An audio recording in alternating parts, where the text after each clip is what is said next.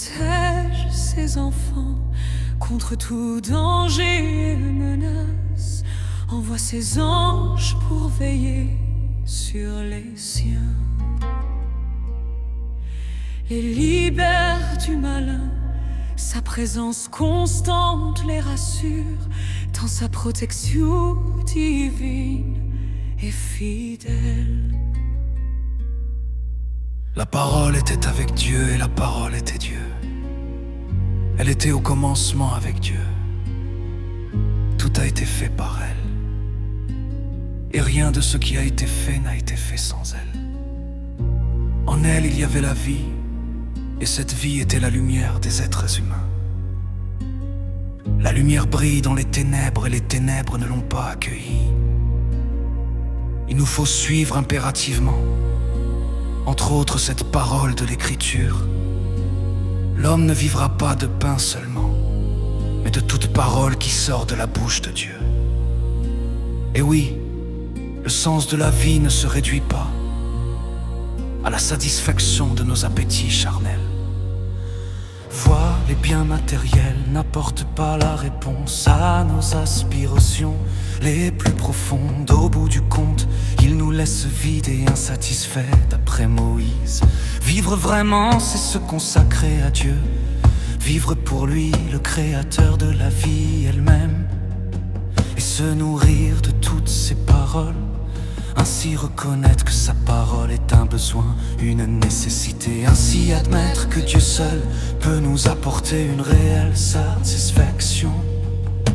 Alors pour qu'il soit présent, pour qu'il nous éclaire de sa sagesse, pour qu'il nous guide dans notre lecture de sa parole, afin de savourer la relation que nous avons avec lui par l'intermédiaire de Christ, et traduire dans la pratique ce qu'il nous enseigne. L'Éternel protège ses enfants contre tout danger et menace. Envoie ses anges pour veiller sur les siens.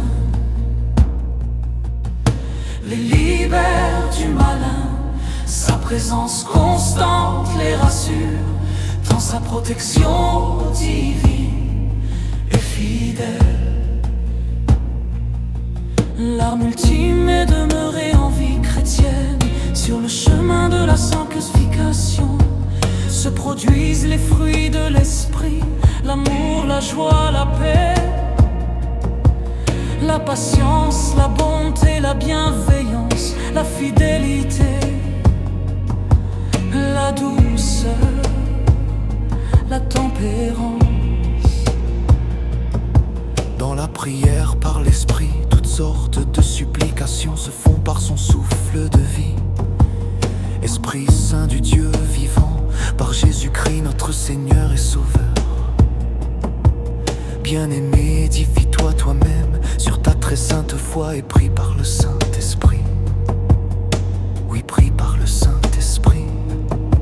Dans la puissance et dans la force du Saint-Esprit qui intercède pour toi, il est d'autant plus puissant qu'il concourt à nous enseigner toutes choses, nous rappelant ce que Jésus a dit, et il rend témoignage de Jésus. Il nous apporte l'aide nécessaire dans notre façon de prier, lire la Bible. Saint-Esprit demeure enseignant, il convainc par la volonté de Dieu. Il te remet dans le droit chemin dès lors que tu t'en écartes. Écoute-le et prie ensuite avec son aide. L'œuvre du Saint-Esprit dans notre vie débouche sur une paix profonde et durable, contrairement à la paix du monde,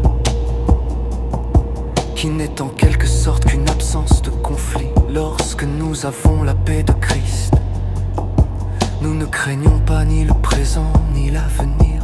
C'est un fait que ni la pensée positive, ni l'absence de conflit, ni une bonne atmosphère ne procure la paix véritable que nous trouvons dans le royaume de Dieu. Prie sans cesse, ma sœur, éliminant toute pensée de colère et sans arrière-pensée. Prie en tous yeux en exprimant ta reconnaissance, car c'est la volonté de Dieu pour toi en Jésus-Christ.